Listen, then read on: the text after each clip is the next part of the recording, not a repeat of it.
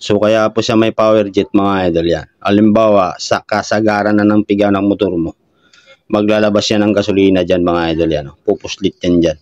So sa iba, ito, binabago pa to, no?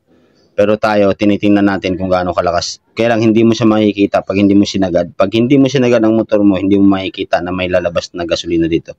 Dapat nakasagad or full throttle ka dapat para makita nyo yung sinasabi nila na power jet. Okay, so isdagdag din yan kasi susuportahan niya ng gas. Halimbawa, kakapusin na sa gasolina yung pinaka main jet at saka slow jet nyo. Dito na siya maglalagay ng gas, no? Bubugahan niya na ng gasolina dito. Ayan, lalabas yan dyan. Galing dito sa reservoir nyo. Aakyat yung gas dyan, lalabas dyan. Papasok din doon. So, sulit talaga ang piga. Kaya ang mga 34mm, 34, 32, 28 na merong mga power jet na sinasabi na tinatawag.